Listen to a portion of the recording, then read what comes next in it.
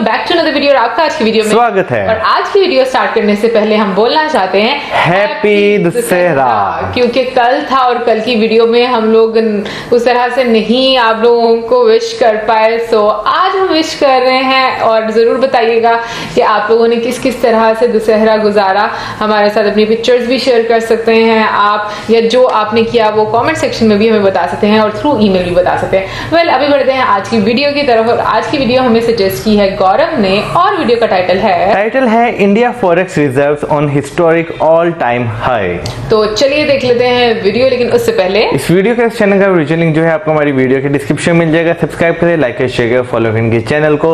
उसके अलावा मेरे ब्लॉगिंग चैनल का लिंक और इंस्टाग्राम का लिंक भी हमारी वीडियो के डिस्क्रिप्शन में मिल जाएगा। सब्सक्राइब करें, लाइक करें, शेयर करें, फॉलो करें। चलिए देख लेते हैं वीडियो। नमस्कार दोस्तों, स्वागत है आपका हिंदी नॉलेज शो में। तो दोस्तों, भारत की अर्थव्यवस्था के बारे में तमाम दावे और तमाम बातें आपने सुनी होंगी, चाहे वो वर्ल्ड बैंक का दावा हो, चाहे आईएमएफ का हो, चाहे किसी और बड़ी संस्था का हो। सब में यही कहा गया है कि कोरोना की वजह से भारत की अर्थव्यवस्था करीबन 10% कॉन्ट्रैक्ट हो चुकी है, यानी कि सिकुड़ चुकी है। लेकिन तमाम दावे ये भी कहते हैं कि भारत की अर्थव्यवस्था अगले साल बहुत ही तगड़ा बाउंस बैक करेगी, यानी कि भारत उन देशों में होगा अगले साल 2021 में, जब कोरोना खत्म हो जाएगा, जो देश सबसे ज्यादा तेज ग्रोथ दिखाएंगे।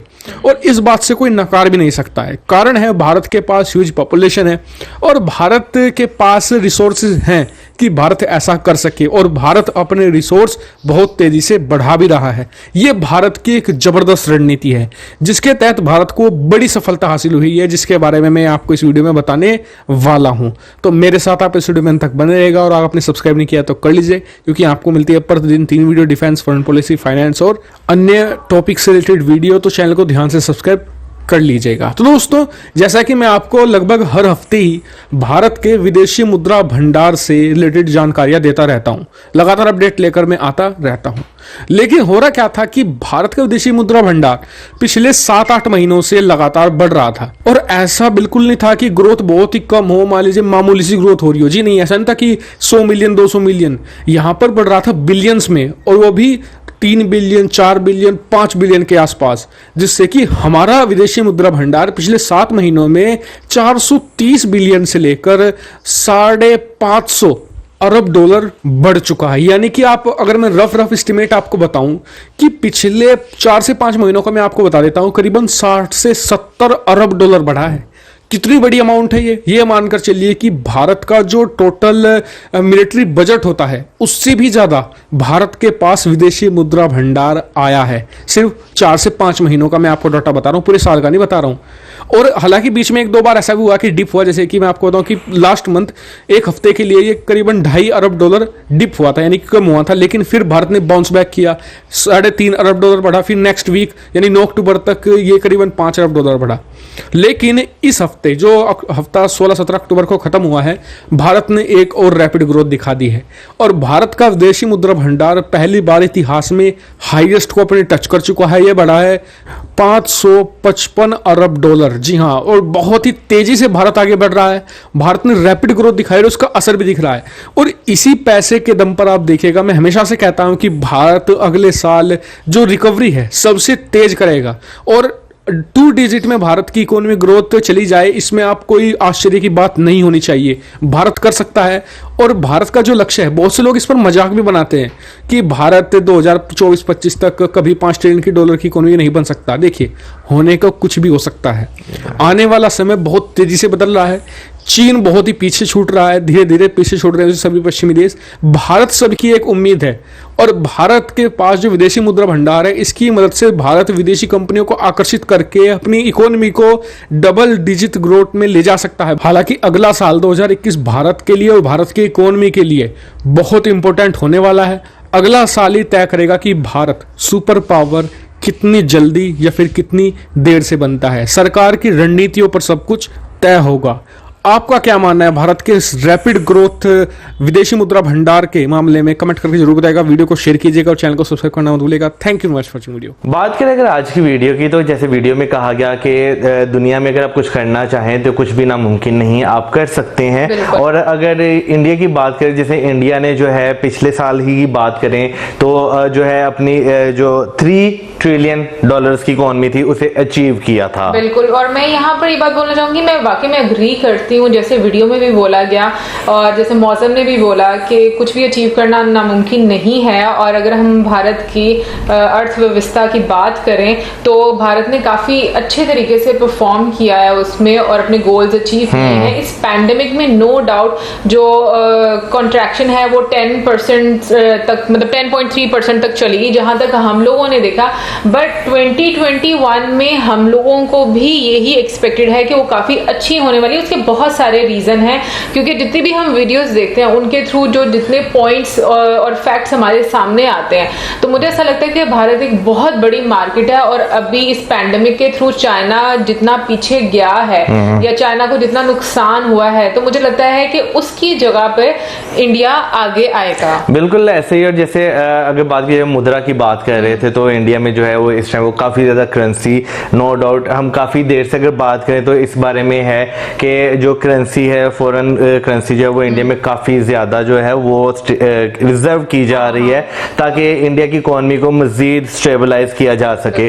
और अगर हम बात करें यहाँ पे जो IMF की रिपोर्ट आई थी, तो उसके मुताबिक जो है 2021 में 8.8% तक ग्रोथ रेट जो है वो बढ़ेगा, भारत बाउंस बैक करेगा इकोनॉमी में। अच्छा, यहाँ पर हम लोग ये बताना चाहते हैं कि क्योंकि हम लोग को पता था कि 10% तक, ठीक है ना, लेकिन जब हम लोगों ने IMF की वेबसाइट पर जाकर चेक किया तो वहां पर 8.8% लिखा हुआ था। तो ये मैं ये बात बोलूंगी कि भारत की अर्थव्यवस्था जितनी अच्छी होगी, डेफिनेटली उनके लोगों को उतना ही ज्यादा फायदा होगा। और इसमें बहुत सारे पॉइंट्स ये हैं कि जैसे इंफ्रास्ट्रक्चर इस पैंडेमिक में मैं हमेशा बोलती हूँ तेजी से काम किया है इंडिया ने, और इंडिया की सरकार ने, मैं कहूंगी कि वो काबिले तारीफ है क्योंकि उन्होंने इस टाइम को यूटिलाइज किया है। और किसी भी कंट्री की तरक्की में इंफ्रास्ट्रक्चर बहुत इंपॉर्टेंट रोल प्ले करता है। बिल्कुल आप सही कह रहे हैं। जैसे हम देखा जाए तो इसी साल इसी महीने में जो है स्टार्टिंग में रोहतांग टनल जो है उसका जो है इनॉग्रेशन उद्घाटन किया गया। और जो है अब आगे जो है जोजिला टनल उस पे जो है काम जो है स्टार्ट कर दिया गया। तो ये जो है काफी ज्यादा देखा जाए तो इंडिया स्ट्रेटेजिक जो अपनी खास स्ट्रेटेजिक और इंफ्रास्ट्रक्चर दोनों पे बहुत ज्यादा फोकस किया जा रहा है कि इन्हें जो है ना किसी तरह जो है जो इंफ्रास्ट्रक्चर है वो बेहतरीन बनाया जाए, क्योंकि फॉरेन इन्वेस्टमेंट है वो भी तो मौसम फिर आएगी ना, अट्रैक्ट होगी, जाहिर सी बात है, प्लांट्स लगेंगे। तो मुझे लगता है ये भी बहुत एक बिल्कुल, क्योंकि इसके मुकाबले में जो है ना हम खाली चाइना को नहीं, अगर चाइना को अगर एक साइड पे कर दिया जाए ना, उसके अलावा और भी जितने भी अच्छे कंट्रीज हैं जो डेवलप्ड कंट्रीज हैं, यूरोप की बात करें, अमेरिका की, ऑस्ट्रेलिया की बात करें, तो वहां पे भी इंफ्रास्ट्रक्चर देखा जाए तो बहुत जबरदस्त किस्म का है। अब वो बात ठीक है, लेकिन एक्चुअली यहाँ पर अभी जो करंट सिनेरियो ना, ज्यादातर जो कंपैरिजन चलता है वो चाइना से चलता है, क्योंकि उनकी अर्थव्यवस्था जो उनसी है वो काफी अच्छी है। और अभी अगर हम बात करें तो जो रिपोर्ट सामने आ रही है उसके अकॉर्डिंग जिस तरह से 2021 में इंडिया की ग्रोथ रेट करेगा 8.8% तक जा सकता है, और मे बी 10% तक भी जा सकते हैं, आपको ये डिपेंड करता है आपकी पॉलिसीज पे, आपकी स्ट्रेटजीज पे। तो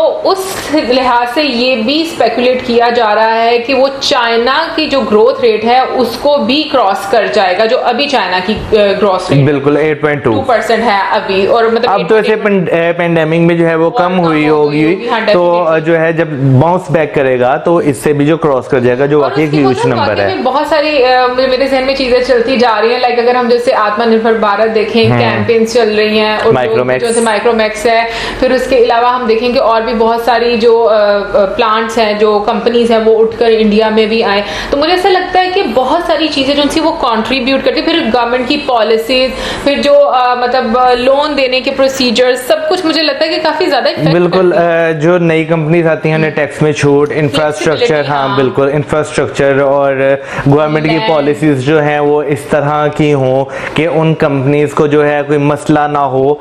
तो मेरा ख्याल अगर ये चीजें होना तो आपके मुल्क में इन्वेस्टमेंट भी आती है, फैक्ट्रीज भी लगती हैं, बाकायदा पूरे मैन्युफैक्चरिंग प्लांट भी लग जाते हैं, वरना मोस्टली क्या होता है कि जैसे पाकिस्तान में तो ज्यादा जो कंपनीज हैं उनके असेंबलिंग प्लांट्स लगे हुए हैं, जो मैन्युफैक्चर वो ऑटोमोबाइल्स की बात करें, यहाँ पे असेंबलिंग प्लांट्स लगे हुए हैं। तो अगर आपकी इकोनॉमी अच्छी हो तो पूरी पूरी फैक्ट्रियां जो है वो मैन्युफैक्चरिंग यहाँ पे होती है। तो वो हम लोगों ने वीडियोस जो देखी हैं उसमें काफी ज्यादा फ्लेक्सिबिलिटी पॉलिसीज में रखी गई हैं इंडिया की जो फॉरेन इन्वेस्टमेंट है उसके द्वारा। वैसे तो लगता है कि इससे कंपनीज काफी ज्यादा अट्रैक्ट होती हैं। और सबसे इम्पोर्टेंट हमेशा हम लोग ये बोलते हैं कि हमारे यहाँ पे जो प्रॉब्लम होती है ना कि एक काम करना होना तो उसकी पॉलिसी मतलब उसको अप्रूव करवाने के लिए आपको कभी एक जगह से कोई दूसरी जगह बहुत दूर जाना पड़ेगा, तीसरी जगह बहुत दूर जाना पड़ेगा। तो अगर एक ही बिल्डिंग में सारी चीजें हो जाए तो बहुत ज्यादा आसानी। वैसे अगर ऑन द अदर हैंड देखा जाए तो इंडिया में जैसे हम बात करते हैं गाड़ियां काफी सस्ती हैं, पाकिस्तान में काफी महंगी हैं। तो उसकी एक रीजन ये भी है कि इंडिया में मैन्युफैक्चरिंग पार्ट्स वगैरह हर चीज वहां पे होती है, असेंबलिंग भी वहीं पे होती है।